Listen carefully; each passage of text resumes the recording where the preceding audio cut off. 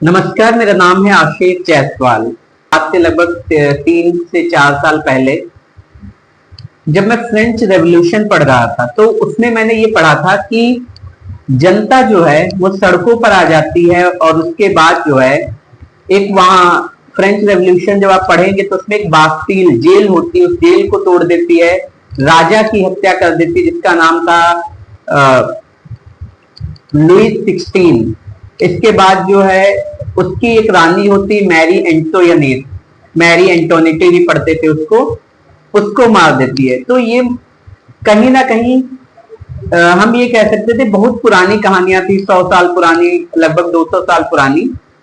लेकिन पिछले कुछ सालों से 3 से 4 साल हो चुके हैं जब ये जो जेनजी जनरेशन है जिसमें मैं खुद आता हूं। 1997 के बाद 1997 में जो लोग पैदा हुए उसके बाद की जो जनरेशन है और इसके बाद जो है 2015 के आसपास जो लोग जिनका जन्म हुआ, अल्फा जनरेशन जिसको हम बोलते हैं। तो मैं खुद जेनजी जनरेशन से बिलोंग करता हूं और जब मैं ये सारी चीजें देख रहा था तो मुझे लग रहा था कि क्या ये पॉसिबल है। लेकिन पिछले 4 सालों में जो मैंने देखा श्रीलंका में हुआ, कुछ ही दिनों में सरकार गिर गई। उसके बाद बांग्लादेश में जो प्रोटेस्ट शुरू हुआ, शेख हसीना जो कि वहां की प्राइम मिनिस्टर थी, भागकर इंडिया आना पड़ा, इंडिया में शरण लेनी पड़ी। इसके बाद 36 घंटे के अंदर नेपाल की सरकार गिरा दी जाती है, वित्त मंत्री को जो है सड़कों पर दौड़ा कर मारा जाता है और वो कोई 40-50 साल के लोग नहीं थे। 1997 में जो लोग पैदा हुए उसके बाद ये वो जनरेशन होती है जिसको हम जेनजी, ये वर्ड जो है काफी चर्चा में आ गया। इसके पीछे कारण भी है क्योंकि प्रोटेस्ट करने वाले लोग जो होते हैं वो यंग लोग होते हैं।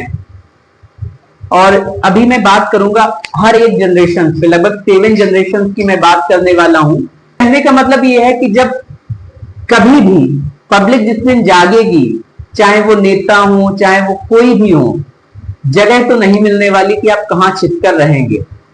और ये हमारे देश के आसपास आप देख सकते हो, इतने सारे एग्जाम्पल्स हैं। वो आप श्रीलंका को देख सकते हो, बांग्लादेश को देखा आपने और अब नेपाल की बारी आ गई। 36 घंटे में सरकार पलट गई, प्रधानमंत्री को जो है भागना पड़ा, दुबई शायद वो चले गए हैं। इसके बाद जो है वित्त मंत्री जो थे उनको सड़कों पर दौड़ा कर मारा गया। इवन कहते हैं कि उससे पहले जो होम मिनिस्टर, जो गृह मंत्री थे, उन्होंने इस्तीफा दे दिया था।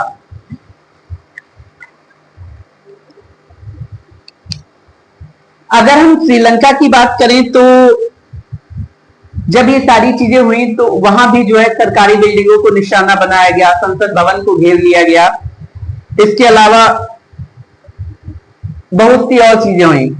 सारी चीजों का जो मेन कारण था वो महंगाई थी। आप इतिहास उठाकर देखिए कि सरकारों का काम ये होता है कि इंसान को, जो पब्लिक है, उसको केवल इतना देते रहो कि वो भूखी भी ना रहे, क्योंकि अगर भूख लगी तो आप प्रोटेस्ट करेंगे, आप अपने हक की मांग करेंगे। सरकार भी हमारी यही करती है कि वो आपको केवल उतना दे रही है कि आप प्रोटेस्ट ना कर सकें, क्योंकि जब आपका पेट भरा रहेगा तो आप कुछ सोच ही नहीं पाएंगे। इसलिए वो केवल उतना ही दे रहे हैं कि आप भूखे भी ना रहें और अमीर भी ना हो पाए। अगली वीडियो जब आएगी तब हम बताएंगे कि हिंदुस्तान पर इस वक्त प्रेजेंट टाइम में कितना कर्ज है। अगर हम आपको ओवरऑल बता दें तो अगर एक बच्चा पैदा हो रहा है आज की डेट में तो उस पर 13 लाख रुपए का कर्ज होता है। अगर मैं जिस वक्त आपको स्टोरी सुना रहा हूं, मेरे ऊपर 13 लाख रुपीस का कर्ज है। इस हिसाब से, क्योंकि इंडियन इकोनॉमी को जब आप देखेंगे और जब आप कर्ज को देखेंगे, लगभग उसका 50% से ज्यादा हिंदुस्तान पे कर्ज है। डेप्थ में है हम लोग। डॉलर जो है 85-86 पे जा रहा है। इसके अलावा जो है रुपया धड़ाधड़ गिरता जा रहा है। सो हम अपने टॉपिक पे आते हैं।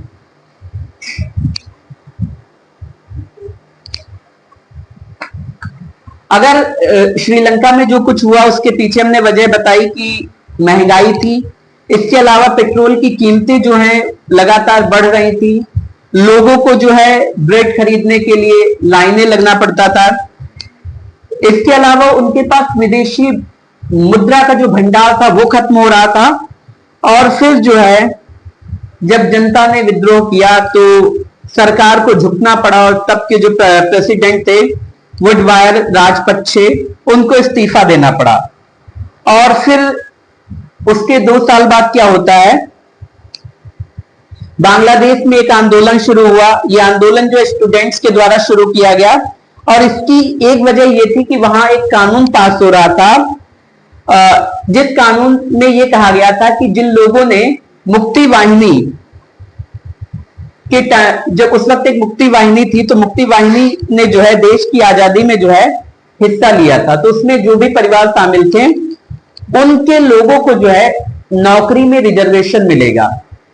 लेकिन इससे जो है स्टूडेंट्स को लगा कि आप मेरा हक क्यों खा रहे हैं, और वहीं से जो है प्रोटेस्ट शुरू होता है। फिर वो प्रोटेस्ट इतना भड़क जाता है कि कई छात्रों की मौत हो जाती है उसमें, और बाद में जो है संसद भवन को घेर लिया जाता है, प्रधानमंत्री हाउस को घेर लिया जाता है। आपने देखा होगा वीडियो में कि किस तरीके से जो है वहां लड़के जो थे वो सोफे पे बैठे थे, कोई चेयर उठा के लिए आ रहा था, कोई कुछ तोड़ रहा था। तो ये सारी चीजें हुई। इसके अलावा अब आज अगर हम बात करें नेपाल की,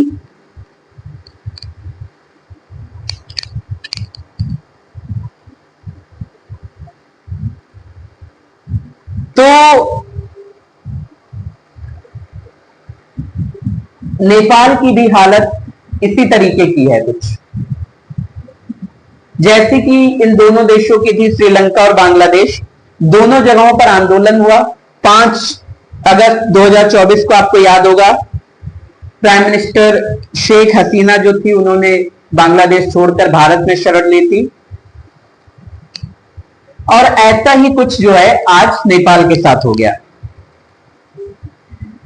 इसी मंडे से आप देखेंगे नेपाल में जो कुछ हो रहा है उसकी वजह से जो है प्राइम मिनिस्टर ने इस्तीफा दे दिया, इससे पहले होम मिनिस्टर ने इस्तीफा दे दिया, संसद से लेकर बाकी जो जगह थी वहां तक भीड़ पहुंच गई। और अगर आप देखेंगे तो आज तो कुछ शांति है जब मैं ये वीडियो बना रहा हूं, लेकिन कल तक आप अगर देखते तो काठमांडू जल रहा था, जगह जगह आंदोलन हो रहे थे। और इसमें एक खास नाम आया जिसका जिक्र हुआ, जिसका मैं पहले ही जिक्र कर चुका हूं कई बार, जेन जी। पहली चीज तो जेन जी जो है वो है क्या, और इसके पास ऐसी कौन सी ताकत है जो सरकार को जो है 36 घंटे के अंदर उखाड़ फेंक दिया। एक देश में नहीं 3-3 देशों को इसने साबित कर दिया कि हम जो हैं अब रुकने वाले नहीं हैं। बहुत से सवाल हैं, ये कौन लोग हैं, कहां से आते हैं, इनको ये नाम क्यों दिया गया गंजी, और जब ये आंदोलन करते हैं तो तख्ता पलट कैसे हो जाता है। दूसरी तरफ अगर देखेंगे तो ना तो इनका कोई राजनीति से लेना देना है, ना किसी और चीज में ये बहुत ज्यादा पार्टिसिपेट करते हैं, बल्कि इनकी उम्र भी ऐसी है कि पॉलिटिक्स और बाकी चीजों से जो है इनका दूर दूर तक कोई नाता नहीं है। तो फिर सवाल ये उठता है कि ये जेनजी जो है ये है कौन। और जब मैं जेनजी का जिक्र कर रहा हूं तो पहले इन लोगों ने श्रीलंका, फिर बांग्लादेश और अब नेपाल में जिन्होंने सरकार को उखाड़ फेंक दिया।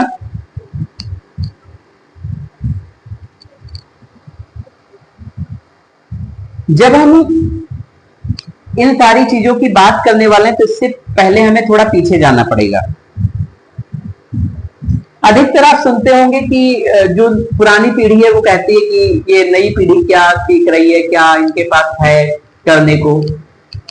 आपको बता दें कि आने वाली हर पीढ़ी जो है वो आपसे ज्यादा टैलेंटेड, आपसे ज्यादा एडवांस, आपसे ज्यादा मॉडर्न, आपसे ज्यादा इंटेलेक्चुअल है।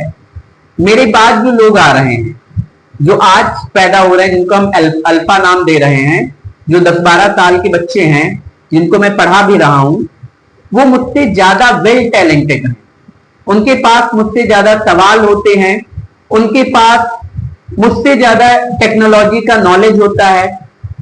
जब आज भी मुझे पाइथन या हम कह सकते हैं कि C++ या और भी ऐसी कई सारी कंप्यूटर की लैंग्वेजेस हैं जिनका यूज हम कह सकते हैं सॉफ्टवेयर डेवलपिंग में, या हम कह सकते हैं जब भी कोई वीडियो गेम या गेम बनाना होता है उसमें करना होता तो मुझे नहीं पता है। लेकिन मैं गारंटी के साथ कह सकता हूं कि जो अच्छे स्कूलों में पढ़ने वाले बच्चे हैं उनमें से सब तो नहीं, लेकिन अगर सब डेवलप नहीं कर सकते लेकिन उन्हें इन सारी चीजों का ज्ञान है, वो बेहतरीन तरीके से जो है सोशल मीडिया पर अपनी पहचान बना सकते हैं। तो ये सारी चीजें जो हैं ये बताती हैं कि वो मुझसे ज्यादा एडवांस हैं। तो जेनजी जो हैं उनके बारे में भी यही कहा जाता था कि ये लोग क्या आंदोलन कर सकते हैं। हम हमेशा पुरानी पीढ़ियों की जो है बात करते थे कि आजादी ऐसे मिली, आजादी ऐसे मिली, लेकिन उसके बाद जो है जेनजी ने ये साबित कर दिया कि आजादी ऐसे भी दिलाई जा सकती है। कहते हैं लगभग 30 से ज्यादा बच्चे मारे गए उसमें। अभी आगे हम आपको बताएंगे भी कैसे क्या हुआ। जेनजी जो है ये सबसे लेटेस्ट पीढ़ी है। लेटेस्ट इसलिए बोलेंगे कि हमारे बाद जो लोग आ रहे हैं 1997 से 2012 के बीच जो लोग, जिन लोगों का जन्म हुआ, मेरा भी डेट ऑफ बर्थ जो है वो 7/9/1997 मतलब 7/9/1997 है, तो मैं भी जेनजी में ही आता हूं। वो लोग जिन्होंने हम कह सकते हैं जब आंखें खोली तो इंटरनेट, कंप्यूटर, सोशल मीडिया सारी चीजों से वो वाकिफ थे उस वक्त। मतलब हम कह सकते हैं कि दुनिया में सारी चीजें आ चुकी थी। उन्हें ये पता था कि इंटरनेट क्या होता है, उन्हें ये पता था कि फोन कैसे चलाया जा सकता है। और जब ये पीढ़ी, इस पीढ़ी ने जन्म लिया तब तक मोबाइल फोन आ चुके थे। इसके बाद जो है ग्रेटेस्ट जनरेशन, ये जो ग्रेटेस्ट जनरेशन है ये 1901 से 1927 के बीच की है। अब सवाल ये उठता है कि इन्हें ग्रेटेस्ट जनरेशन क्यों बोलते हैं, जेनजी क्यों बोलते हैं। कहते हैं कि 1901 से 1927 के बीच में अगर देखेंगे तो लोगों को काफी संघर्ष करना पड़ रहा था। उस वक्त लड़ाइयां होती थी, युद्ध के दम पर जो है कई सारी चीजें जीती जाती थी, बीमारियों से दुनिया जूझ रही थी, परेशानियां थी, गरीबी से बेहाल थे लोग। और ऐसी हालत में जो है लोगों ने हौसला जिंदा रखा और उन्होंने एक बेहतरीन जिंदगी जी और उस जिंदगी से एक नया मुकाम हासिल किया। मतलब हजारों तकलीफें थी, हजारों लड़ाइयां उनको लड़नी पड़ी, लेकिन फिर भी उन्होंने उन सारी चीजों से जो है ओवरकम किया। इसीलिए इनको नाम दिया गया ग्रेटेस्ट जनरेशन। इसके बाद हम बढ़ते हैं 1928 से 1945। ये जनरेशन जो थी ये साइलेंट जनरेशन बोलते थे इसको। अब सवाल ये उठता है कि ये साइलेंट जनरेशन क्यों बोलते हैं। आपको याद होगा कि 1945 में ही वर्ल्ड वॉर सेकेंड खत्म हुआ था, और जब वर्ल्ड वॉर सेकेंड खत्म हुआ था तो उससे पहले लगभग 6 करोड़ लोगों को, ये मैं एक आंकड़ा दे रहा हूं, उससे ज्यादा भी हो सकता है, कम भी हो सकता है, हिटलर ने जो है मौत की नींद सुला दिया था। उस वक्त जो लोग थे वो हजारों लोग जो थे गुलाम थे, कई देश गुलाम थे। कहते थे कि जो ब्रिटिशर्स थे उनका कभी सूरज नहीं डूबता था, इसलिए क्योंकि वो इस देश मतलब दुनिया के लगभग 48 से ज्यादा देशों में जो है उनका कब्जा था, तो उनका सूरज कभी भी नहीं डूबता था। तो लोग जो थे उस समय गुलामी में जी रहे थे। तो हम ये कह सकते हैं कि इसलिए उसको साइलेंट जनरेशन बोला गया। इसके बाद 1946 से 1964 को जो है बेबी बूमर नाम दिया गया। इस जनरेशन को बेबी बूमर नाम इसलिए दिया गया क्योंकि 1945 के बाद जब वर्ल्ड वॉर सेकेंड खत्म हुआ उसके बाद बहुत सारे इन्वेंशन होने शुरू हो गए, और इन इन्वेंशन की वजह से जो है नई नई टेक्नोलॉजी दुनिया में आई, और उन्हीं टेक्नोलॉजी की वजह से जो है जो 1946 से 1964 की जनरेशन जो थी, इसने बड़ी तेजी से बदलाव किए। इसके बाद हम आते हैं जनरेशन एक्स पर। जनरेशन एक्स जो है ये 1965 से 1980 के बीच की है। 1965 और 1980 के बीच की जो जनरेशन है, अब जो टेक्नोलॉजी आविष्कार हो चुकी थी उसमें भी ये लोग इनोवेशन कर रहे थे। इसके अलावा नई नई और टेक्नोलॉजी ला रहे थे।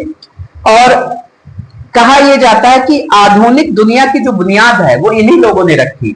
मतलब हम लोग मॉडर्न तो हो रहे थे, लेकिन 1965 से 1980 के बीच में जो है, अगर हम अपने भी देश में देखें तो उस वक्त राजीव गांधी, संजय गांधी थे, जिन्होंने जो है कंप्यूटर इंडिया में लाने वाले राजीव गांधी जी थे। तो कहीं ना कहीं हम कह सकते हैं कि ये वो जनरेशन थी, जनरेशन एक्स, जिन्हें आधुनिक दुनिया की बुनियाद रखने वाला कहा जा सकता है।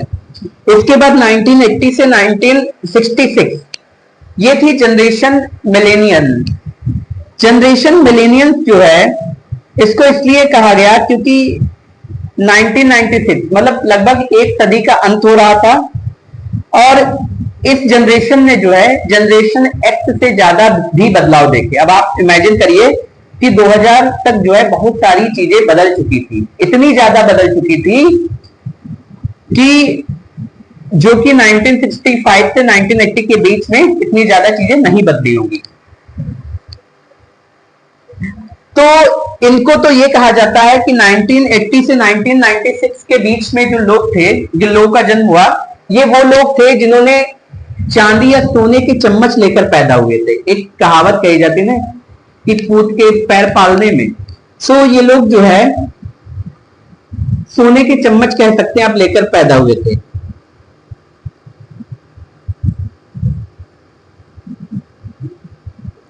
अब हम आते हैं 2013 में जो बच्चे पैदा हुए और 2025 तक जो अभी भी पैदा हो रहे हैं। आज भी हम कह सकते हैं लगभग, जब हम बात कर रहे हैं, 90,000 बच्चे हिंदुस्तान में पैदा हो चुके होंगे। ये एक हम कह सकते हैं ऑफिशियली रिकॉर्ड होते हैं। कितने ज्यादा पैदा हो गए होंगे ये पता नहीं। हमारे पास रखने की जगह नहीं बची है, कहां रहोगे।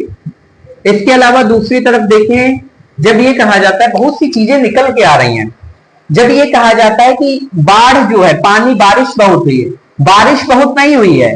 आप जियोग्राफी को थोड़ा डिटेल में पढ़ के देखिए, बारिश तो हुई ही नहीं है। वेनेजुएला को याद करिए, वेनेजुएला एक वो देश है जिसके पास ग्लेशियर्स ही नहीं बचे हैं। और हम आपको बताते कि एक टाइम आएगा कि आने वाली जनरेशन जो है वो पानी को तरसेगी, क्योंकि ये बाढ़ जो आ रही है, ये हमने पानी के रास्तों को ब्लॉक कर रखा है। हमारे पास ड्रेनेज सिस्टम जो है वो 2 कौड़ी का है, और जिन रास्तों से पानी कभी निकल जाता था उन रास्तों पे हमने ऊंची ऊंची इमारतें बना रखी हैं, और उन्हीं इमारतों की वजह से जो है आज ये कहा जाता है कि बाढ़ आ गई, इतने लोग मर गए। ये उन्हीं सारी इमारतों की वजह से है। हमारे देश संविधान में कहा गया कि आप उस पर कानून बना सकते हो पॉपुलेशन कंट्रोल करने के लिए, लेकिन बात यह है सबके सब जो इस दुनिया, इस हिंदुस्तान में रहते हैं, कहीं ना कहीं हम कह सकते हैं कि वो हजारों अरबों करोड़ की संपत्ति लेकर रहते हैं, तो उन्हें उनके वंश को कौन संभालेगा। तो ऐसी बहुत सी चीजें आ रही हैं, जबकि हम कह सकते हैं कि एक दिन ऐसा आएगा कि ह्यूमन ही नहीं बचेगा। अपनी कहानी पर वापस आते हैं। ये कहानी नेपाल की थी, तो नेपाल की कहानी शुरू कहां से हुई। देखिए, जो अल्फा जनरेशन है वो जेनजी से भी बहुत तेज है। अभी वो 13-14 साल के होंगे, या हम कह सकते 10 साल के होंगे, 12-13 साल के होंगे, जिसकी वजह से उन्हें बहुत सी चीजों की जानकारी लेनी है, लेकिन वो हमसे बहुत ही आगे हैं, बहुत ही एडवांस हैं। अब जेनजी को भी सोशल मीडिया का यूज जो है बेहतर तरीके से आ गया है। कहते हैं कि नेपाल में जो है एक मंत्री की बेटी की शादी हुई, शादी में बहुत सारा शो ऑफ किया गया, बहुत सारे पैसे लुटाए गए। इसके अलावा जो सबसे बड़ी गलती की गई, शादी के दौरान जो है एक ट्रैफिक को रोक दिया गया, जिसमें बहुत से जो है हम कह सकते हैं लोग फंसे हुए थे। और वहीं से जो है ये सारी कहते हैं ना, एक चिंगारी ने जो है उसको हवा मिली और वो चिंगारी किस चीज में बदल गई। आज एक देश जो है उसने अपनी सरकार को गिरा दिया, देश के कुछ लोगों ने जो है सरकार को गिरा दिया। नेपाल की आबादी केवल और केवल 3 करोड़ है। इसके बाद जो है सोशल मीडिया पर तस्वीरें उनकी बेटी की पैसा लुटाते हुए धीरे धीरे ये तस्वीरें जो यूट्यूब के जरिए, इंस्टाग्राम के जरिए और भी जो है लगभग 26 सोशल मीडिया ऐप्स के जरिए जो है लोगों तक जानकारी पहुंचाई गई कि किस तरीके से जो है नेपाल सरकार जो है पैसा बर्बाद कर रही है। करप्शन की बहुत सारी तस्वीरें वायरल की गई। ये तक दिखाया गया कि कैसे उनके बच्चे जो हैं, जो नेता जो आज से 5 या 10 साल पहले जीते और उनके बच्चे जो है कैसे विदेश में पढ़ रहे हैं, कितनी महंगी कारों में वो शो ऑफ कर रहे हैं, किसी तरीके से वो तस्वीरें निकाली गई, कितने महंगे ब्रांडेड कपड़े पहन रहे हैं। अब सवाल यही यहां पे उठ जाता है कि लोगों का सवाल ये आता है कि इसमें किसी को आपत्ति क्या है। बिल्कुल आपत्ति नहीं होनी चाहिए, लेकिन वो पैसा जो है वो टैक्स का पैसा है। आपत्ति तो फिर इस बात पर भी नहीं होनी चाहिए कि टोल टैक्स जो बना दिए गए उस पर फिर किस बात का टैक्स। जब गाड़ी शोरूम से उतर रही है तो उस वक्त क्या दिया गया, उस वक्त भी हमने रोड टैक्स दिया। अब जब सड़क पर चल रहे हैं तब तुम टोल टैक्स मांग रहे हो। तो आपत्ति तो इस बात पर भी नहीं होनी चाहिए। आपत्ति तो इस बात पर भी नहीं होनी चाहिए कि जब हम सड़क पे बाइक लेकर चल रहे हो तो हेलमेट नहीं है, चालान काट दिया। कानून केवल आम आदमी के लिए फिर क्यों होना चाहिए। बहुत सी चीजें ऐसी फिर सामने निकल कर आती हैं। कहते हैं कि 28 अगस्त को जो है जब ये सारी चीजें हो रही थी तो नेपाल सरकार को कहीं ना कहीं जो है क्रिटिसाइज होना पड़ा। लोगों ने उसको क्रिटिसाइज करना शुरू कर दिया। पूरी दुनिया में बेइज्जती होने लगी धीरे धीरे कि जिन नेताओं के पास अभी तक कुछ नहीं था वो 100 करोड़ के मालिक हो चुके हैं। जब नेपाल सरकार कुछ नहीं कर सकी तो उन्होंने क्या किया, 28 अगस्त को एक सोशल मीडिया को नोटिस जारी किया। उस नोटिस में यह कहा गया कि जितने भी एप्स हैं, 26 एप्स को यह नोटिस गया था। उसमें YouTube, Facebook, Instagram, Twitter, x, ऐसे बहुत सारे एप्स जो थे वो शामिल थे। उनको यह कहा गया कि आप नेपाल में इनका रजिस्ट्रेशन कराइए और अपना ऑफिस जो है वो नेपाल में ही बनाइए। ये कोई छोटी मोटी कंपनीज नहीं है, ये इतनी बड़ी कंपनीज हैं कि एक एक देश को जो है हायर कर लेंगी, खरीद लेंगी। ये इतनी बड़ी कंपनीज हैं। तो इन कंपनियों का कहना था कि अगर हम इतने छोटे छोटे देशों में जो है अगर हम अपने ऑफिसेस खोलेंगे तो बाकी भी देश हमसे कहेंगे, कल को श्रीलंका कह देगा, तो उसके बाद वेटिकन सिटी जहां 600-700 लोग हैं वो कह देगा खोलो आके। तो इनकी नोटिस जब जाती वो लोग कुछ भी ध्यान नहीं देते, कहते छोड़ो यार, इनका कोई रिस्पॉन्स नहीं आता है। लेकिन नेपाल सरकार की गलती ये रहती है कि एक ऐप को नहीं बैन करते हैं, वो होता है टिकटॉक, क्योंकि वो चाइना का ऐप है और चाइना के बहुत सारे एहसान जो है वो नेपाल पर हैं। और यही जो है ऐप जो है फिर सर दर्द से लेकर पेट का दर्द बन गया।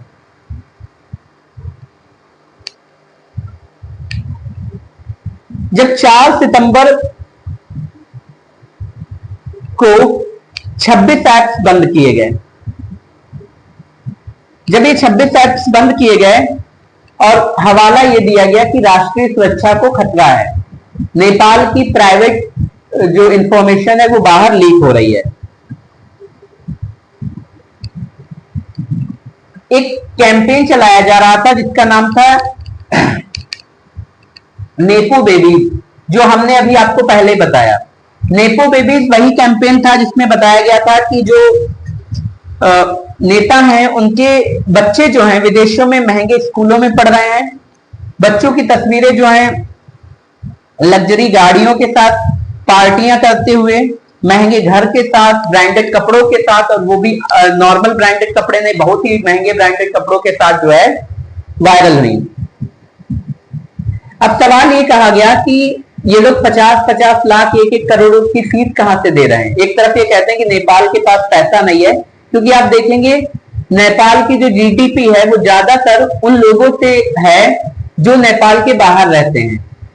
नेपाल का अपना कुछ भी नहीं है, बहुत मेहनती लोग होते हैं नेपाली, सोच भी नहीं सकते, बहुत, दे आर एक्स्ट्रा ऑर्डिनरी, लेकिन उसके बाद भी उन्हें कुछ हासिल नहीं हो रहा है। नेपाल में एक तो नौकरी की कमी, जब हम ये कहते हैं कि नेपाल में नौकरी की कमी तो बहुत सारे कमेंट ये आ जाते हैं कि हिंदुस्तान में नहीं है क्या? है, ऑफकोर्स है, नेपाल से ज्यादा है।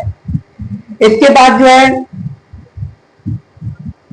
लोगों को जो है इसी रोजगार के लिए भटकना पड़ता है।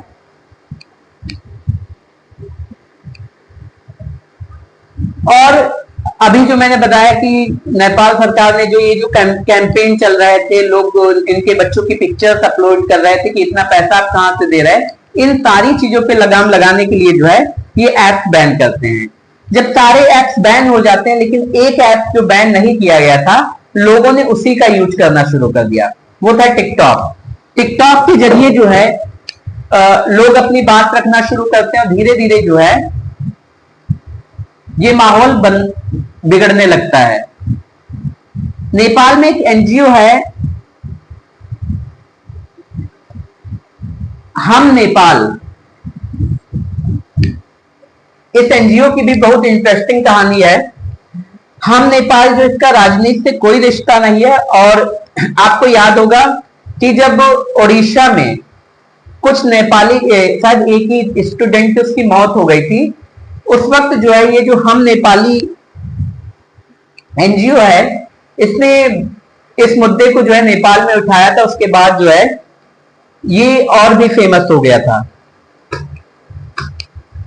ये जो हम नेपाली एनजीओ है, ये सरकार से परमिशन मांगता है कि हमें जो है प्रोटेस्ट करना है इन सारी चीजों के खिलाफ। ऐप ने ऐप्स बंद कर दिए, इसको भी सरकार को लगता है ये छोटा मोटा एनजीओ ये क्या करेगा, लेकिन हमने बताया कि एनजीओ की कहानी बड़ी इंटरेस्टिंग है। एनजीओ जो है ये बच्चों से कहता है कि एक तो तुम सब बच्चों को जो है ड्रेस में आना है, दूसरी चीज आपके पास कॉपी किताबें, आपके बैग्स, स्कूल बैग्स में वो सारी चीजें होनी चाहिए जिससे ये पता चले कि हम लोग जो है बच्चे हैं, हम लोग जो है स्टूडेंट्स हैं, हम कोई आतंकवादी नहीं है, हम कोई माओवादी नहीं है जो आप हम पर लाठी चार्ज कर सकते हैं या और भी कुछ चीजें कर सकते हैं। हम अपना प्रोटेस्ट कर रहे हैं और ये हमारा राइट है।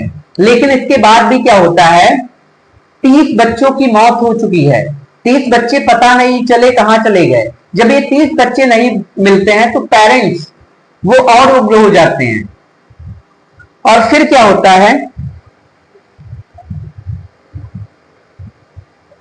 धीरे धीरे पार्लियामेंट, सरकारी बिल्डिंग्स को निशाना बनाया जाता है। और मैंने जैसा कि बताया फाइनेंस मिनिस्टर को सड़क पर दौड़ा कर पीटा जाता है। इवन 16 साल में 13 बार नेपाल की सरकार बदल चुकी है, 13 बार। गरीबी तो आप सोच नहीं सकते कितनी है।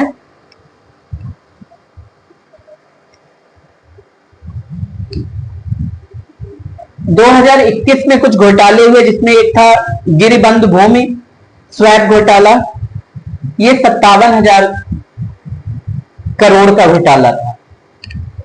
ओरिएंटल कॉर्पोरेटिव घोटाला ये 13,000 करोड़ का था, और एक और कॉर्पोरेटिव घोटाला था जो कि 59,600 करोड़, मतलब ऑल ओवर अगर देखें तो लगभग 1.5 लाख करोड़ का घोटाला हुआ है नेपाल में, नेपाली रुपयों में। ये तो स्टोरी का एक पार्ट है। अगला पार्ट अभी तक आप तक लाएंगे, चौंक जाएंगे कि देश में जो है या हिंदुस्तान के आसपास के देश जो है उनमें चल क्या रहा है। बहुत चौंकाने वाली चीजें। हम लोगों तक जो खबरें पहुंचाई जाती हैं वो एक तरफा होती हैं। जो मीठी मीठी जो अच्छी अच्छी खबरें हैं वो हम तक आती हैं। इसके अलावा जो है बहुत से वो हिस्से भी हैं जो अंधेरे में है, जहां तक अभी रोशनी नहीं पहुंची, उन तक भी आप पहुंचिए, देखिए वो है क्या चीजें। सो आज जो है इतनी ही कहानी। हमने कल आपसे वादा किया था बिना ब्रेक के जो है आप तक स्टोरीज पहुंचती रहेंगी और हम कोशिश करेंगे कि आप तक ये सारी स्टोरीज पहुंचे।